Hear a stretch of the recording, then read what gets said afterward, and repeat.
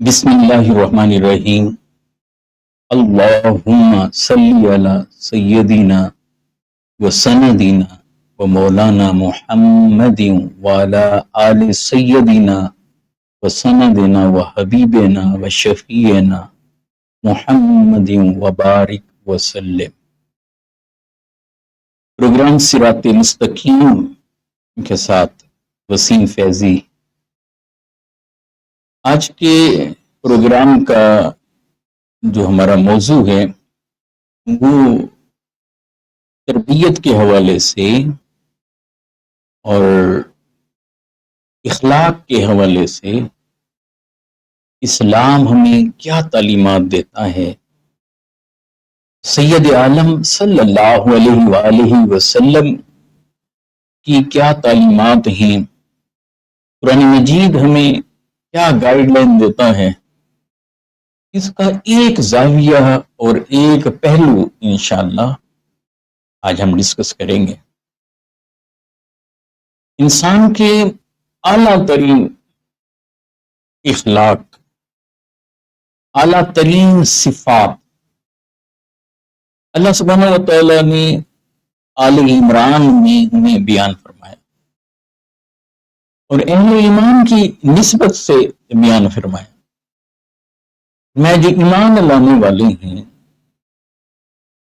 جو ہمیں ماننے والے ہیں، جو اللہ سبحانہ و تعالیٰ کو مان جاتے ہیں اور جو اس کے محبوب مکرم صلی اللہ علیہ وآلہ وسلم کو مان جاتے ہیں، تو فرمایا یہ کیسے ہیں؟ کہا کہ یہ ایسے لوگ ہیں کہ انہیں خوشحالی میسر آئی تب بھی یہ مولا کی راہ میں خرچ کرتے ہیں، اگر یہ تنگی میں ہوں، تنگ دستی میں ہوں، ان کا ہاتھ تنگ ہو تب بھی یہ مولا کی راہ میں خرچ کرتے ہیں۔ پھر یہ فرمایا کہ یہ ایسے ہیں، ایسی صفات کے حامل ہیں، ایسے اخلاق اور کردار والے ہیں کہ جب انہیں غصہ آ جاتا ہے تو اپنے غصے کو پی جاتے ہیں، اور جب لوگوں کے ساتھ ان کا معاملہ ہوتا ہے تو ان کا عالم یہ ہوتا ہے کہ انہیں معاف کر دیتے ہیں، اور اللہ سبحانہ و تعالی احسان کرنے والوں کو محبوب رکھتا ہے۔ چار بنیادی پہلو جو یہاں بیان ہوئے کہ ایمان والوں کی خوبصورت ترین صفات، مومنوں کے خوبصورت ترین اخلاق کیسے بنتے ہیں۔ بندہ مومن جو اللہ سبحانہ و تعالیٰ کو ماننے والا ہو، اللہ سبحانہ و تعالیٰ وحدہ لا شریک جانتا اور مانتا ہو، محبوب مکرم صلی اللہ علیہ وآلہ وسلم سے عشق رکھتا ہو، تو اس کے اخلاق کیسے مرتب ہو رہے ہیں، اس کا کردار کن خطوط پر ابھر رہا ہوتا ہے۔ سب سے پہلی چیز بیان کی کہ وہ اللہ سبحانہ و تعالیٰ کی خاطر خرچ کرنے والے ہو، اور خرچ کرتے ہوئے یہ بھی نہیں دیکھتے کہ اب ہمارا معاملہ کیسا ہے، وسعت ہے یا تنگی ہے، السراء والضراء، تنگی یا وسعت، رزق کی فراوانی یا پھر محدود۔ وہ جو کچھ بھی ان کے پاس ہوتا ہے، جو کچھ میسر آتا ہے، تو اپنی فکر بعد میں کرتے ہیں، اللہ سبحانہ و تعالیٰ کو، اپنے مولا کو منانے کی فکر پہلے کرتے ہیں۔ اب کیا دلچسپ نقطہ ہے، اللہ سبحانہ و تعالیٰ کیسے مان رہا ہے؟ ابھی شخص وہ اللہ کی بارگاہ میں دے رہا ہے، انفاق فی سبیل اللہ کر رہا ہے، اللہ کے راستے میں دیتا ہے، صدقہ کرتا ہے، خیرات کرتا ہے، کیا کیا خیال ہے؟ اللہ کیسے دیتا ہے؟ کیا ملائکہ آ کر لے جاتے ہیں؟ کیا فرشتے آ کر لے جاتے ہیں؟ ایک ایک صدقہ کرتا ہے، زکوٰۃ نکالتا ہے. تو ذرا سوچیے، اس نقطے پر سوچیے کہ وہ کس طرح سے اللہ سبحانہ و تعالیٰ کے پاس جا رہا ہے. کیا یہ حکم دیا جا رہا ہے اپنے مال میں سے کچھ حصہ نکال کر سمندر برد کر دو، دریا میں پھینک دو، جلا دو؟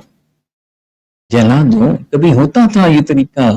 ہاں، کبھی پچھلے انبیاء کی ہسٹری اٹھا کر پڑھیں، وہاں جب قربانیاں پیش کی جاتی تھیں تو ایسے ہی کی جاتی تھیں کہ اگر آسمان کی آگ انہیں جلا دیتی تو سمجھا جاتا تھا اس کی قربانی قبول ہے، اس کا دیا ہوا قبول ہے، اور اگر پڑا پڑا گل سڑ جاتا تھا تو سمجھ لیا جاتا تھا کہ یہ رد ہو گیا ہے.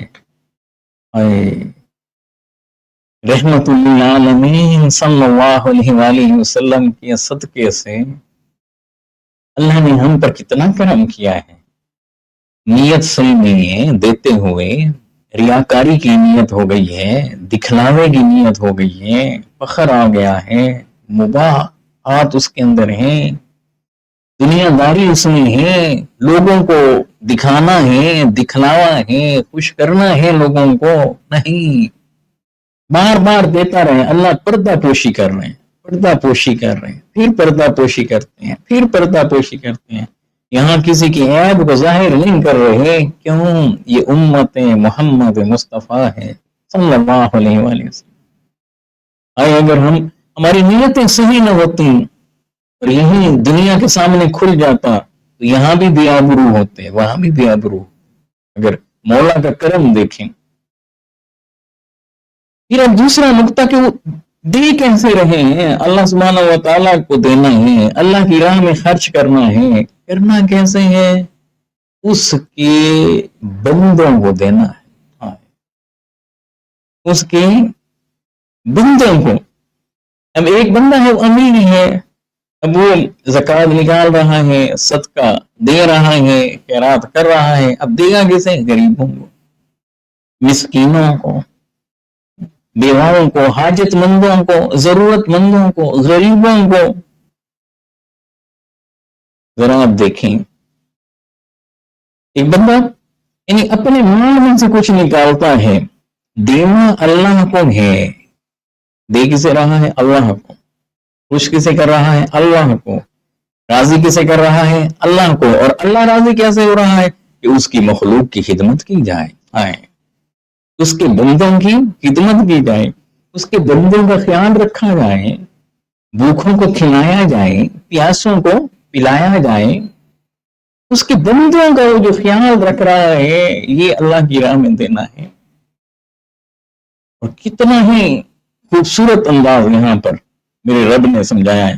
کہاں تنگی ہے، خوشحالی ہے، ہر حال میں دیتے رہو. یہ نہ دیکھو کہ دینے کی مقدار کتنی ہے. تمہارے چہروں کو تو نہیں دیکھتا نا وہ مولا، تمہارے ظاہر کو تو نہیں دیکھتا نا، وہ تو دیکھ رہا ہے. وَلَكِنْ يَنْظُرُ قُلُوبَكُمْ وَنِيَّاتَكُمْ. وہ تو تمہارے دل کو تکتا ہے، وہ تو تمہارے ذہن میں اترتی سوچوں کو پرکھتا ہے. یہ بندہ کیسے سوچتا ہے، یہ بندہ کیسے سوچ رہا ہے، یہ نیت کیا کر رہا ہے، اس کے من میں کیا ہے، تھوڑا دے رہا ہے یا زیادہ دے رہا ہے. دیکھیں، دے کسے رہا ہے اور کس کے لیے دے رہا ہے، یہ دیکھتا ہے. کبھی پھر اس کے قلب کو دیکھ کر قبول بھی فرماتا ہے. محسوس ہوتا ہے بڑے بڑے لوگوں کی چیزیں رد ہو جائیں گی، بڑے بڑے سخیوں کی چیزیں بھی رد ہو سکتی ہیں، اور باب قبولیت کھلا تو ایک عام سا بندہ، سادہ سا بندہ، جس نے من سے، اپنے دل سے کسی کی مدد صرف اس لیے کی ہوگی کہ مولا خوش ہوتا ہے، میرا رب راضی ہوتا ہے، میرا اللہ مجھے اس عمل کے ذریعے سے نیکی عطا فرماتا ہے، اجر فرماتا ہے، اجر عطا فرما رہا ہے، بس اس خیال سے، اس نیت سے، اس ارادے سے وہ اللہ کی راہ میں دیتا ہے، اور دے کس کو رہا ہے؟ اس کی مخلوق۔ حدیث کا مفہوم آپ سے شیئر کرتا ہوں۔ فرمایا کہ حقدار کو بھی دو، اور جو حقدار نہیں ہے نا اسے بھی دو۔ دینے میں یہ نہ دیکھیں کہ کون آیا ہوا ہے، ہم چھاننے لے کر بیٹھ جاتے ہیں، چھانا اٹھا کر بیٹھ جاتے ہیں، اسے دینا ہے، اسے نہیں دینا۔ جب یہ حدیث، اس پہ جب میں سوچتا ہوں، ایک عجیب سی لذت ایسے اندر اترتی ہے، ایک عجیب سی کیفیت طاری ہوتی ہے۔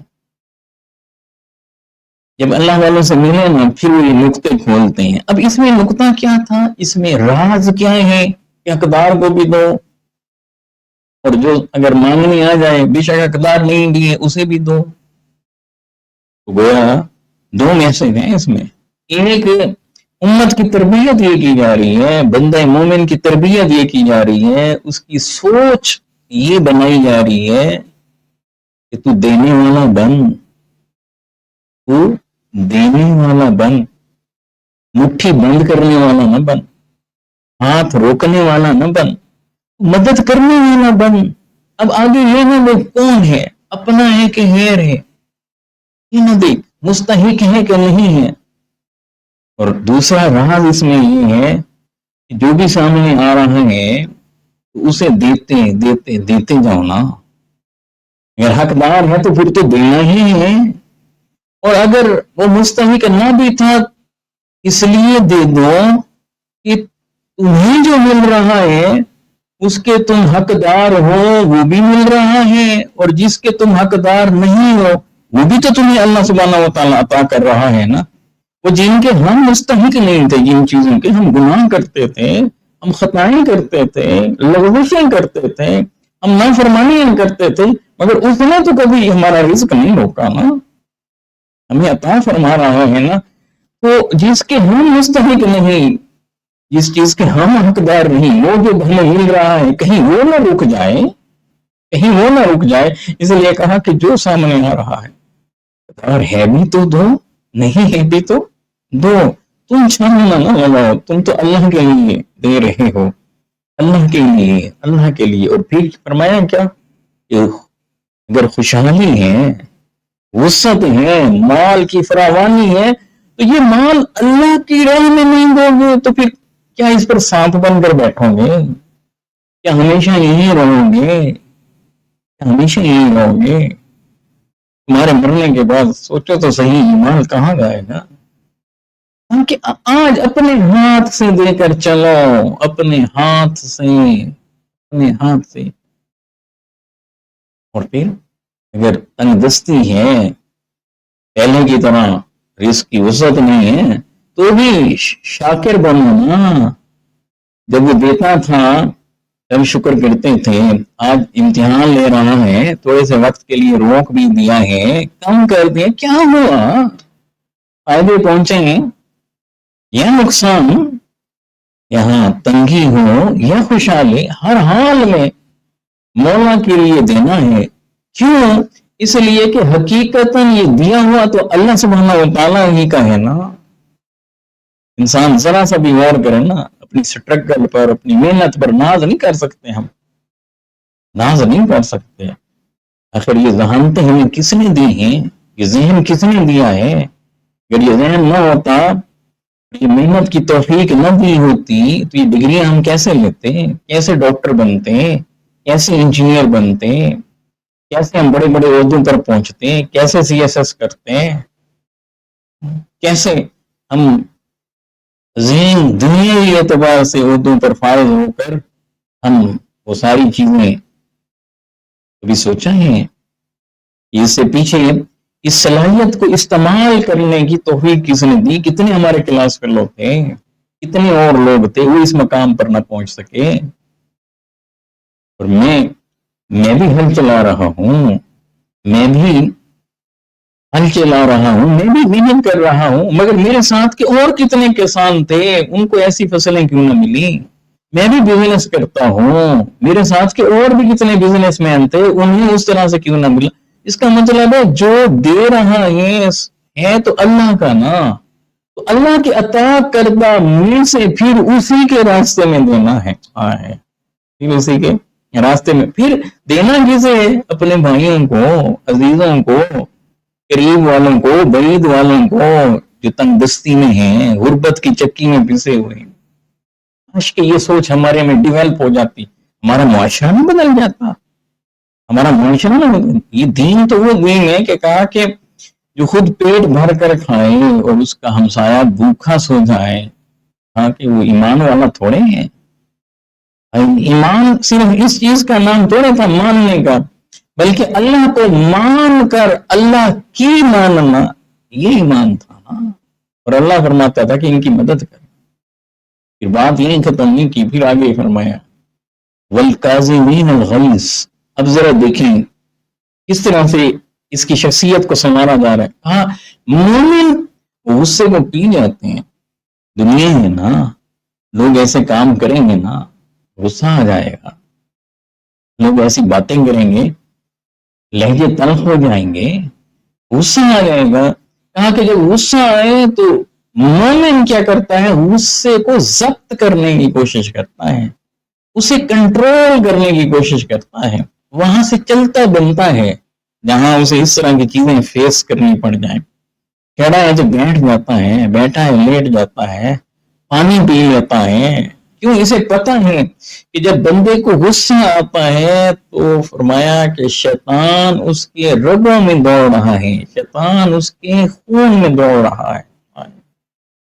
1500 سال پہلے سید عالم صلی اللہ علیہ وآلہ وسلم کا یہ فرمان، اور آج ماڈرن سائنس آ کر اس چیز کو اسٹیبلش کرتی ہے۔ اور غصہ جب آتا ہے تو بی پی کیسے اپ ہو جاتا ہے، بلڈ پریشر ہمارا کیسے بڑھ جاتا ہے۔ پھر کہا کہ اس کو گویا پانی پیے گا تو ذرا خون پتلا ہوگا، گردش دوران جو بڑی ہوئی ہے وہ ذرا کم ہوگی، کھڑا ہے تو بیٹھ جائے، بیٹھا ہے لیٹ جائے، وہاں سے ہٹ جائے، بس وہ چند منٹ ہی تو ہوتے ہیں، یہیں سے تو ہمارا امتحان ہے۔ وہ تھوڑے سے لمحے، وہ کچھ منٹ، وہ کچھ گھنٹے یا وہ کچھ دن میں گزار نہ کریں، غصہ پی جائے۔ یہ سب سے اہم ترین گھونٹ ہے جو پینے میں ہے، جب انسان کو انتہا کا غصہ آ جائے۔ بندے مومن کی صفت بیان کی جا رہی ہے، وہ غصے کو پینے والا ہوتا ہے، غصہ کرنے والا نہیں ہوتا۔ والعافین عن الناس، لوگوں کو معاف کرنے والا، لوگوں کو معاف کر دیتا ہے۔ یہ ایسی خوبی ہے بندہ مومن میں کہ کوئی معاملہ پیش آئے تو اس کی تربیت جگمگا اٹھتی ہے، اس کی شخصیت کھل کھل کر سامنے آتی ہے کہ معافی کا اعلان کر دیتا ہے۔ سید عالم صلی اللہ علیہ وآلہ وسلم نے فرمایا کہ 3 لوگوں سے میں جنت میں محل کا وعدہ کرتا ہوں۔ کیا خوبصورت حدیث، سنن نبی داؤد میں اس کا مفہوم اب سے میں شیئر کر رہا ہوں۔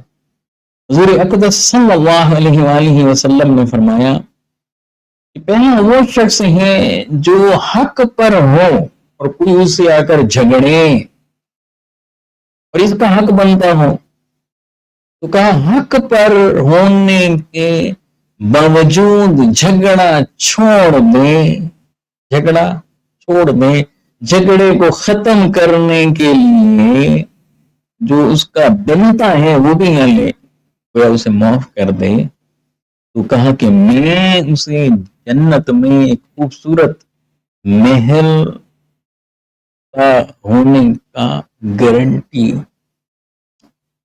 کس کی گارنٹی؟ سید عالم صلی اللہ علیہ وسلم، حضور علیہ السلام اس کے گارنٹر ہیں۔ اب میں گارنٹی دیتا ہوں، میں ضمانت دیتا ہوں، اسے جنت میں ایک خوبصورت محل اسے عطا کیا جائے۔ ہے حق پر، حق بھی اس کا بنتا ہے، اگر جھگڑا چھوڑ دے، جھگڑا چھوڑے گا پھر اسے معاف کرنا پڑے گا۔ فرمایا کہ میں اس شخص کی بھی گارنٹی دیتا ہوں، اس کو بھی جنت میں محل کی ضمانت دیتا ہوں جو شخص جھوٹ چھوڑ دے۔ اور کہا کہ ہاں مذاق میں ہی جھوٹ کرتا ہوں، یہ بھی چھوڑ دیں، مذاق میں بھی جھوٹ نہ کریں، بالکل جھوٹ نہ بولیں، جھوٹ سے توبہ طائب ہو گئے، میں کہ جنت میں محل کی اس کو گارنٹی دیتا ہوں، اسے ضمانت دیتا ہوں۔ کون دے رہے ہیں ضمانت؟ سید عالم صلی اللہ علیہ وسلم۔ پھر فرمایا کہ میں اس شخص کو بھی جنت میں محل کی ضمانت دیتا ہوں جو اپنے اخلاق اچھے کر لے، جس کے اخلاق اچھے ہو جائیں، جس کا خلق اچھا ہو جائے، جس کا رویہ اچھا ہو جائے۔ ذرا دیکھیں ہمارے بیہیویئر کیسے ہیں، ہمارا کنڈکٹ کیسے ہیں۔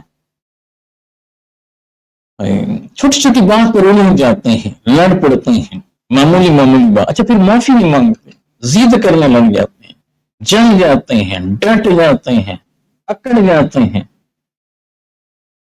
ہو جاتے ہیں۔ اچھا لوگوں کی ہمیں بڑی پرواہ ہوتی ہے، وہ کیا کہے گا، یہ کیا کہے گا، لوگ کیا سوچیں گے۔ ارے بھائی تھوڑی سی دیر کے لیے لوگ سوچتے ہیں، پھر وہ اپنے کام میں مگن ہو جاتے ہیں۔ غور کیجیے نا، جب آپ شدید ترین مشکل میں ہوں کتنا لوگ آپ کے کام آتے ہیں، اس وقت شدید ترین مشکل میں کون لوگ ساتھ کھڑا ہو، کتنے کھڑے ہوتے ہیں۔ لوگوں کی پرواہ نہ کیجیے، لوگوں کی پرواہ کرنی ہے تو خیرخواہی کے لیے کیجیے، ان کی خدمت کے لیے کیجیے، ان کی مدد کے لیے کیجیے، ان کی استعانت کے لیے کیجیے۔ اور پرواہ جو جہاں حقیقی پرواہ کرنی ہے وہ رسول اللہ صلی اللہ علیہ وآلہ وسلم کی پرواہ کیجیے، اللہ سبحانہ و تعالیٰ کی پرواہ کیجیے، آخرت کی پرواہ کیجیے، اللہ سبحانہ و تعالیٰ کو جب فیس کریں گے اس چیز کی پرواہ کیجیے، سید عالم صلی اللہ علیہ وآلہ وسلم سے ہمارا سامنا کیسے ہوگا اس کی پرواہ کیجیے۔ ذرا دیکھیں کیسے تربیت کیسے کی جائے۔ ایک واقعہ آپ سے شیئر کرتا ہوں، ابن عساکر اسے لائے ہیں حضرت زین العابدین علیہ السلام کے حوالے سے، علی بن حسین رضی اللہ تعالیٰ ان کے حوالے سے، اور بعض نے اسے امامین میں سے امام حسن علیہ الصلوۃ والسلام کے ساتھ منسوب کیا، بعض نے امام حسین علیہ الصلوۃ والسلام کے ساتھ بھی منسوب کیا ہے۔ اب واقعہ کیا تھا، یہاں سے میں نقطہ دینا چاہتا ہوں کہ جن کی تربیت میرے آقا و مولا مصطفیٰ علیہ الصلوۃ والسلام نے کی، ذرا دیکھیں ان کے اخلاق کیسے بنے، ان کے اخلاق کس طرح سے بنے، ان کے انداز کیسے تھے، ان کا کردار کیسا تھا، انسانیت کی کیئر کیسے کرتے تھے، یہاں سے پتہ چلے گا۔ تو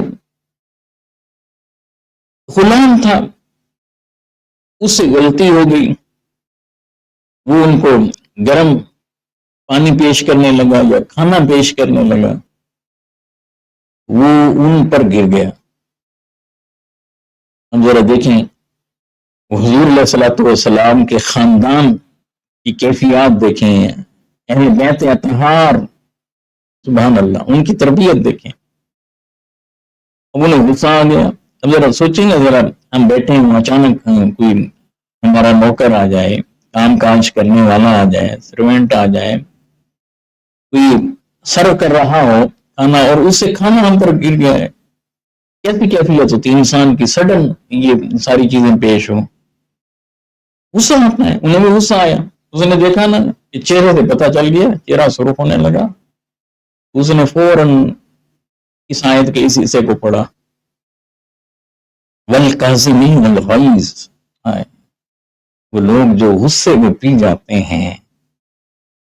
اب انہوں نے جب یہ آیت سنی نا فوراً بولے میں نے اللہ کے لیے غصے کو پی لیا ہے، بالکل نارمل ہو گئے، چہرہ نارمل ہو گیا۔ اس نے کیا کیا، اس شخص نے اس نے آیت کا اگلا حصہ پڑھ دیا، وَالْعَافِينَ عَنِ النَّاسِ، اور جو لوگوں کو معاف کر دیتے ہیں۔ تو آپ نے فوراً فرمایا کہ میں نے اللہ کے لیے آپ کو معاف کر دیا ہے. اس نے دیکھا کہ کرم کا دریا بہ رہا ہے. اس نے آیت کا آخری حصہ پڑھ دیا واللہ یحب المحسنین، اور اللہ تعالیٰ احسان کرنے والوں سے محبت فرماتا ہے. اللہ تعالیٰ احسان کرنے والوں کو محبوب رکھتا ہے. اللہ سبحانہ و تعالیٰ احسان کرنے والوں کو پسند فرماتا ہے. تو آپ نے فوراً فرمایا جاؤ اللہ کی خاطر، اللہ کی خاطر، اللہ کی خاطر جاؤ، تمہیں آزاد کیا. اب میں جب یہ سوچتا ہوں، آج ذرا سوچیں نا، ہمارے یہاں بھی ہمارا ایسے سروینٹ ہوتا، کام کاج کرنے والا، اس سے کوئی غلطی ہو جاتی، ہم آج کیا کہتے ہیں؟ گھر میں کام کرنے والوں کو کیا کہتے ہیں؟ ہم انہیں اس طرح کے اخلاق کے ساتھ پیش آتے ہیں. غلطی ہے نا، انسان سے ہو جاتی ہے، انسان ہے نا، اسے غلطی بھی ہوگی. اگر کسی سے غلطی ہو جائے ہم اسے کہتے ہیں کہ اندھے ہو گئے ہو، آنکھیں نہیں ہیں، نظر نہیں آتا. اچھا آپ نے اتنا نقصان کر دیا، ہماری کیٹلری یہ تو توڑ دی ہے، یہ کتنے قیمتی تھی یہ چیزیں، آپ نے یہ آپ کی پے سے کاٹیں گے. اب وہ پہلے غریب بندہ، اس سے غلطی بھی ہو گئی. ہمارے اخلاق دیکھیں کیسے، اور وہاں غلطی بھی ہوئی اور غلطی بھی اس کی ہے، مگر وہاں نہ صرف غصے کو پی رہے ہیں، نہ صرف معاف کر رہے ہیں، بلکہ احسان فرماتے ہوئے اسے آزاد بھی فرما رہے ہیں. اللہ، یہ رویے درکار ہیں. یہی اللہ سبحانہ و تعالیٰ اپنے بندوں میں دیکھنا چاہتا ہے. یہی رسول اللہ صلی اللہ علیہ وآلہ وسلم اپنی امت میں دیکھنا چاہتے ہیں. اور آج ہمیں اپنے رویے بدلنے کی ضرورت ہے، اپنے لہجے نرم کرنے کی ضرورت ہے. ہمارا معاشرہ کیسے اٹھے گا؟ اپنے بچوں کی تربیت ان خطوط پر کرنے کی ضرورت ہے. لیکن بچوں کی تربیت تو تب کریں گے نا جب ہم خود اپنے آپ کو کنٹرول کریں گے. میں اگر اسموکنگ کرتا ہوں تو میں اپنے بچوں کو کیسے روک سکوں گا؟ میں اگر جھوٹ بولتا ہوں میں اپنے بچے کو کیسے روکوں گا؟ میں اگر غصہ کروں، میری آوازیں بلند ہو جائیں، میری چیخ نما آوازیں نکلنے لگے، میں اپنے بیٹے کو، اپنی بیٹی کو کیسے روکوں گا؟ تو سب سے پہلے اپنے آپ کو بدلنے کی ضرورت ہے. یعنی مجھے اس لیے نہیں آیا، اسی لیے اس کی ایسے ریڈنگ کرتے رہے اور تلاوت کرتے رہے. بٹوین دا لائنز کیا باتیں ہیں، اللہ تعالیٰ ہم سے کیا فرما رہے ہیں، کیا حکم دے رہے ہیں، ہماری پرسنالٹی کو کیسے چینج کرنا چاہتے ہیں اور کیا پسند کرتے ہیں. ہمیں ان خطوط پر سوچنا ہوگا، ان خطوط پر عمل کرنا ہوگا. اللہ سبحانہ و تعالیٰ آج کی گفتگو کو اپنی بارگاہ میں قبول فرمائے. پروگرام صراط مستقیم سے اجازت دیجیے. اپنا ڈھیر سارا خیال رکھیے گا، دعاؤں میں یاد رکھیے گا. السلام علیکم ورحمۃ اللہ وبرکاتہ.